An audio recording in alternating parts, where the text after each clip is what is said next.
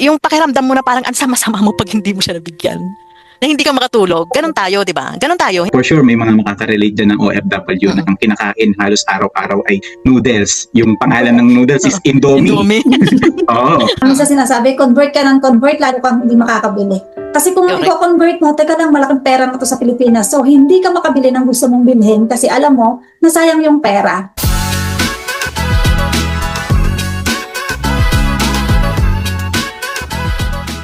Hello everyone, welcome to another episode of Inside 3M Diaries. This is the space where we share real stories, real experiences, and real conversation about life, work, business, personal growth, and the lesson we learned along the way. This is Mitch, and this episode may dalawa tayong makakasama. Our first guest is a former OFW nurse from Saudi Arabia who is now back in the Philippines exploring opportunities in travel, content creation, and online teaching. Mark Joseph Guerrao. Thank you for inviting me for your podcast. Yes, of course. And joining us as well, Miss Yang, an OFW from Paris, na may sarili ring journey pagdating sa buhay abroad, personal growth at pagdating sa explore ng opportunity beyond employment. Miss Yang. Thank you again, Miss Mitch, for this opportunity. And thank you kasi nakasama ka namin, Sir Mark. Since may experience tayong lahat as an OFW, kasi si Miss Yang is OFW, until now from Paris, and you, Mark, for OFW from Saudi Arabia. Our first topic is life after being an OFW. Let's start with this. Maraming OFW na nangangarap magtrabaho abroad. Actually, maraming Pilipino ang gusto magtrabaho abroad. Pero hindi lahat pinag-uusapan kung anong mangyayari pagkatapos or pagkadating nila doon. So sa tingin nyo, ano yung pinakamalaking misconception ng mga tao tungkol sa pagiging OFW? Yung mga bagay na akala na maraming madali lang, pero kapag nandun ka na sa abroad, ano yung reality ng buhay? Mark. Okay, so to answer that, actually yung pagdating dyan, ano ba yung mga misconception? Madalas sinasabi nila pag naging OFW ka is madami kang pera, mabilis ka makapag-ipon, so yan yung madalas laging sinasabi nila. Ang hindi alam ng ibang tao na kapag nasa ibang bansa ka, kung ano lang yung sinasahod mo bilang isang OFW is kapag doon mo mismo gagastusin yung pera mo sa mismong bansa na pinagtatrabahuhan mo is para ka lang ding halos sumasahod ng minimum wage na nasa Pilipinas. So, ang totoo lang is malaki yung pera na maitatabi mo or maiipon mo kung ipapadala natin siya sa Pilipinas. Kasi mataas ang exchange rate pag dadalhin natin siya sa Pilipinas.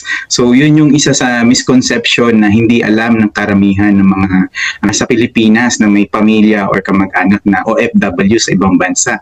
So yes, malaki siya pag dinala mo lang siya sa Pilipinas. Pero pag ang pera na sinahod mo ay gagastusin mo sa bansa na pinagtatrabahuhan mo is halos parang sakto lang or kailangan mo talagang magtipid para meron kang maitabi or ipadala sa Pilipinas or sa pamilya mo na naghihintay na kailangan ng pera din, ng panggastos. So ayun.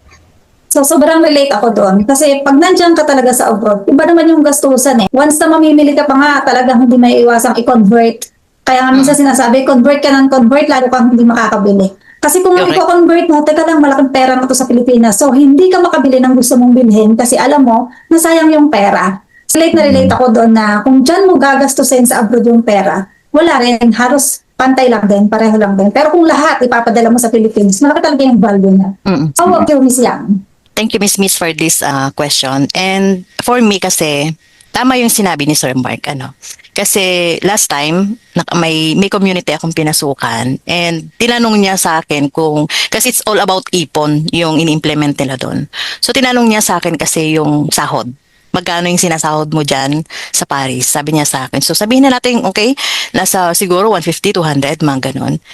And then kinumpute niya yung sahod. Mismo, yung sahod na, yung kabuuan na sahod. Ang sabi niya sa akin, at the end of 2028 to 2029, parang nakompute yata niya is, parang may nakompute kasi siyang 9 million ng savings ko. Parang ganon. So, kaya mong mag-save ng ganito and then umuwi ka na dito sa Pilipinas. Ganun yung pagkaka-deliver niya dun sa conversation namin. And sa akin, hindi ako nakapagsalita kasi parang, teka lang, parang, oo nga, nakaipon ako ng ganun. Pero hindi mo naisip, nagbabayad ako dito ng bahay, magkano ang bahay namin dito. Nagbabayad ako dito ng kuryente, magkano ang kuryente. Hindi mo, lumalaki, lumiliit kasi may summer, may winter. So, meron kaming yung Navigo card, yung pang tap sa Metro travel, yung sa pan-travel namin. So, monthly siya. Meron kaming internet sa SIM card. Meron kaming internet sa bahay. Ang expenses dito, napakagastos. Napakagastos mabuhay dito sa Paris. Kasi yung mga bilihin ang mamahal. So, hindi mo na-compute yun. And then, sasabihin mo sa akin na kaya kong mag-ipon ng ganito kung gugustuhin ko. Hindi siya ganon. Kasi, unang-una, pag tinanggal mo lahat yun, konti na lang yung matitira. Akala nila nasa Paris ka, ay laki na talaga yung sinasahod mo. Unless, kasi sa amin, after nung pagkasahod, hindi nila alam na kailangan namin mag-part-time para nang sa ganun may allowance kami. 'Di ba? Pero ang akala ng tao, dahil mostly dito parang naka Louis Vuitton, naka Chanel, naka Dior, 'di ba? Parang ganun kasi yung ano na. Hindi kasi nila alam na mostly sa mga kababayan natin, bigay yun ng mga madam. Yung mga ganong mga gamit natin. Sa amin, may mga gamit kaming pero bigay yun ng mga madam. Marami kasing mga employer dito na syempre, namimigay ng mga hindi na nila nagagamit. Pero syempre, pagka nakita yan ng mga family natin sa Pilipinas, akala nila luxury ang buhay mo. Pero sa totoo lang, ang hirap mo siyang i-budget.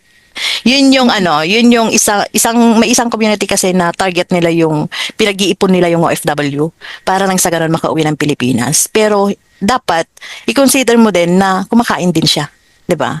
O sabihin na natin sa Middle East pwede na pero magkano lang ang sahod ng Middle East eh. Halos parang pinampadala nga lang sa Pilipinas, 'di ba? Yung sinasahod niya, wala lang ang natitira sa kanya eh. Sa totoo lang. Kasi kung mananatili na ang pamilya natin ay nakaasa sa atin, wala tayong may ipon. Yun yung totoo. Wala tayong may ipon. Yung akala nila na, sa ibang bansa, nasa Europe. So, ang laki na siguro ng naipon niyan. Pero actually, wala.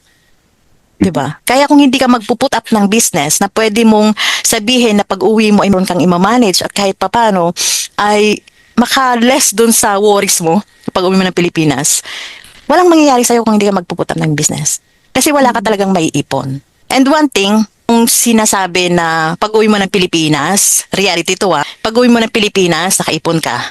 Pag uwi mo ng Pilipinas, huwag ka munang gumastos para pakalmahin mo yung sarili mo. Although, sinasabi natin yan pag nasa ibang bansa tayo, 'di ba? Pinapakalma natin yung sarili natin para nang sa ganun hindi tayo gumastos sa Pilipinas. So ang payo niya is mag-employ ka muna, magtrabaho ka muna sa Pilipinas para nang sa ganun hindi mo magastos yung pera mo. Pero impossible talaga yun. Kaya ka nga umalis ng bansa kasi wala kang opportunity sa Pilipinas, tama? So yung sinasabi na mag-iipon ka talaga para pag uwi mo meron kang pera, parang ang hirap niyang gawin kasi talaga impulsive tayo eh. Yun naman talaga yung realidad. Pag umuwi ka ng Pilipinas, parang yung sa pamilya natin, gusto natin ibigay yung hiling nila. So impossible talaga yung pag-iipon na yun lang ang gagawin mo. Kaya yung expected nila na pag uwi mo ng Pilipinas, marami kang pera. Hindi totoo. Unless nakapag-put up ka ng business or nakapag-invest ka ng something, lupa man yun or mga gold, pwede. Yun siguro yung pwedeng sa akin. Na yun yung expectation kasi ng pamilya natin. Yung misconception na maraming ipon si OFW pag uwi. Hindi siya nag-work para sa mga OFW, promise. So yun. Relate ako doon sa sinasabi na about sa pag-iipon. Kung wala ka sanang responsibility dito sa Pilipinas, kung wala kang responsibilidad na kailangan mong papasukin yung mga anak mo sa eskwelahan, so kailangan mong kapakainin yung pamilya mo dito sa Pilipinas. So to handle everything pati sa bahay, kailangan mong kumuha ng someone na tatrabaho sa bahay. So kailangan mong magbayad ng makakasama nila sa bahay, patulong, ganyan. So napakadaming kapalit yung pag-alis mo. So napakadaming yung responsibility mo na naiwan, kailangan mo ng isang gagampan dito sa Pilipinas. At kailangan mo ng pera para masolusyonan yung part na yon. So nakarelate ako dun sa part na asan na yung ipon mo? Kasi nung umuwi ako, unexpected nung umuwi ako from Israel kasi gawa nga ng gera. So 3 years ako doon. So kung bibilangin mo kung magkano yung sahod mo, it was a joke from my cousin. Kasi ano niya sa akin, asan na yung 3.5 million mo? Ha? So ba't naman ako magkakaroon ng 3.5 million? Eh di ba ang sahod mo ganito kalaki kada buwan? So yung 3 taon kinompute niya. So kung wala akong responsibilidad, meron na nga pala ako talaga halos 4 na milyon. Kung hindi ako nagpapadala, diba? So, kasi kailangan mong magpadala kasi may responsibilidad ka. Kailangan mong gumastos yan kada day off. May bahay ka pang binabayaran para matuluyan. So, yung sinasahod mo, kahit gano'n talaga kalaki, meron lang siyang equivalent So, mauubos din talaga. Makakapag-ipon ka lang, pero hindi sobrang laki. Hindi Portion. sobrang dami. Yun din, isa talaga sa misconception. Yung kapag nakikitaan tayo ng kapwa natin ng mga posting sa social media, na kumain tayo sa labas or nag-enjoy tayo sa magagandang lugar. So parang ang dami-dami na natin pera. As well as yung sa mga branded na gamit na nakikita sa atin. So yun naman talaga. Bigay lang. Correct. So do you have another additional insight about that? Siguro yung pagdating dyan, yung sa sinasabi na ipon. So actually totoo, the reason naman kung bakit tayo umalis ng Pilipinas dahil para sa pamilya natin, para makatulong tayo, di ba? Tama? So yun talaga yung pinaka main purpose natin kung bakit tayo umalis ng Pilipinas.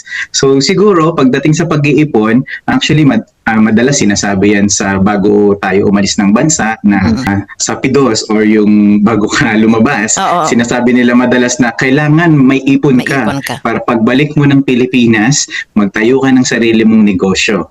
Dahil hindi habang buhay, nasa abroad tayo or nasa ibang bansa para kumita ng pera. Pero yun nga, totoo nga yung sa madalas na sinasabi na hindi naman lahat na ito yung let's say sabihin natin ang sahod mo monthly ay 50,000 or 100,000. Hindi mo naman kasi buong makukuha na 100,000 yun talaga yung income mo sa isang buwan. So hindi nila nakikita talaga yung mga expenses, yung katulad nga ng sinabi ni Yang, yung bahay, kuryente, tubig or responsibility. Siyempre, bukod doon, pagdating sa Pilipinas, meron din tayong responsibility na kung sakaling may housing loan ka, siyempre magbabayad ka rin ng housing loan. Kung meron kang kapatid or nag-aaral, siyempre kailangan mo paaralin din kasi ikaw yung may kakayahan para tulungan sila para makapag-aral. Or what if kung sakaling meron ka ding matandang magulang like na stroke or diabetes na nagme-maintenance, siyempre isa din yun sa kailangan mo i-consider na kung bakit hindi talaga buo na makukuha mo na sahurin na let's say 100,000 ang monthly mo, hindi mo talaga siya makukuha. Ang madalas na matitira dun, let's say bawas na lahat ng expenses mo, yung gagastusin mo pa sa bansa, yung pangkain mo or pambili mo ng toothbrush, toothpaste or mga personal use. Let's say sabihin natin sa 100,000, may 20,000 kang matitira, dun sa 20,000 na yun, mababawasan pa yun. So, madalas titipirin mo pa yun. Sa mga hindi nakakaalam na mga Pilipino, bilang isang OFW, actually ako po ay karanas na talagang sobrang tipid para makapag-ipon, para makapagpadala sa Pilipinas. Madalas sa mga for sure, may mga makaka-relate dyan ng OFW na ang kinakain halos araw-araw ay noodles. Yung pangalan ng noodles is Indomie. Oo. So yan ang madalas na kinakain ng OFW. And then minsan meron pa itlog. Tapos may madalas ito pa yung realidad ng isang OFW. Nagluluto ng adobo. Alam nyo ba na yung adobo na niluto namin sa isang araw, kinakain namin yan ng 3 araw para lang makatipid kami or para hindi kami masyado makagastos. Yan yung hindi nalalaman ng mga kapwa natin Pilipino na nasa Pilipinas. So kaya sana kahit papaano yung pangangamusta ninyo sa mga OFW, hindi lang para humingi ng pera, kundi yung kamusta talaga, ano na ang kalagayan nyo dyan. Especially katulad natin na like sa akin, galing akong Saudi Arabia. Nung time na nasa Saudi ako, naranasan ko rin yung mga missile, yung mga bombahan, yung gera-gera. Naranasan ko rin yan. May isa, wala nang ngamusta. So, para lang sa Senado, wala nang ngamusta.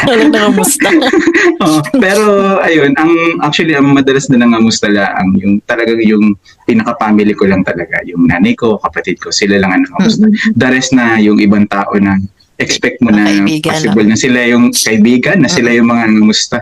Wala, hindi sila nangamusta. Pero wala naman akong doon. Pero ayun lang, gusto ko lang ma-share sa yung pera or yung pag-iipon ng OFW. Sobrang hirap talaga kasi lalo na pag meron tayong responsibilidad na tinatawag. So, pero kaya naman talagang mag-ipon or magtipid. Yun nga lang, syempre, yung pagkain natin, syempre, binabawasan na. Yung nakikita kasi ng mga ibang Pilipino na nasa Pilipinas na yung, for example, naka-iPhone, may iPad, or ibang mga kasambahay, adalas, di ba sinasabi, regalo nga yun, or bigay ng amo. And then dun sa amin naman na ako na isang bilang professional. So, Actually, ang tagal bago ako nakabili nung ganun, nung time na yon. Kumbaga talagang pinag-isipan ko kung mabibili ko ba talaga siya or ano kasi or ibibigay ko na lang or ipapadala ko na lang yung pera sa Pilipinas. So, hindi siya basta-basta. Sobrang hirap din mag-decide pagdating sa yung gagastusin mo lalo na pag nasa ibang bansa ka. Kasi nga sabi ko nga kanina na yung pera na sinasahod namin sa bansa na yon is ayun din yung exchange rate na babayaran namin sa bansa na pinagtatrabahuhan namin. So, sobrang isa sa mahirap mag-ipon pero kaya. Yun yung pinaka masishare ko sa lahat na.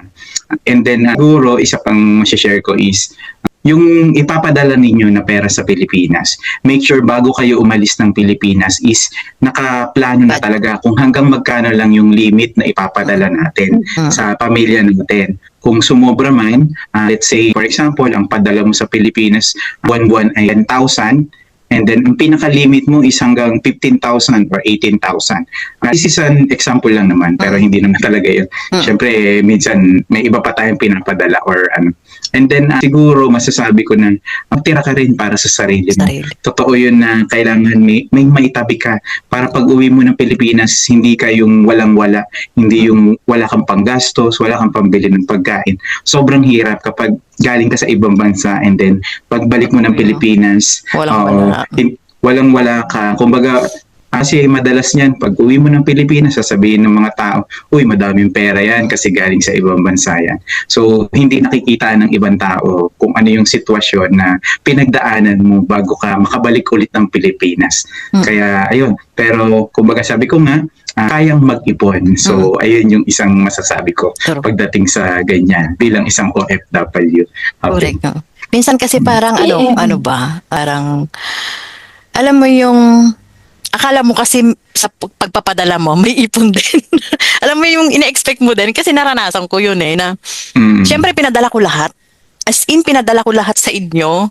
Tapos pag uwi ko, wala.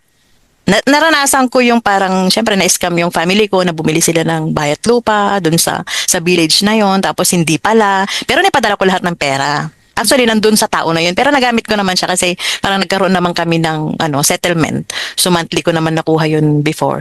Pero yung expected mo na may bahay, tapos biglang pag-uwi mo, nandun ka sa bahay na walang kuryente, wala lahat, tapos may dala-dala kang laptop. Parang sabi ko, ano ba to? Sabi ko, alam mo yung expected mo talaga na kumpleto yung bahay mo, may gate na, okay na, napaayos mo na. Tapos umuwi ka, ganun yung dadatnan mo na wala kang mapagsasaksakan ng laptop mo. Naranasan ko yun. Kaya mahirap na sabihin mong ipadala mo lahat sa Pilipinas at doon ka mag-iipon. No. Talagang big no talaga siya. Kailangan, kasi mahirap para sa atin kasi yung salitang ipon. Madalas hanggang sa salita lang siya. Madalas yun, hindi natin talagang pero lahat ng nakakausap ko, napakagaling lang nung isang kaibigan ko talaga napakagaling niyang mag-ipon. Talaga. Pero most of the time, talagang mahirap yun gawin. Kasi minsan, once na may naitabi ka, minsan may hiling na hindi mo mahindian. Hindi naman yun kasi hindi naman kasi siya parang, yung pakiramdam mo na parang ang sama-sama mo pag hindi mo siya nabigyan.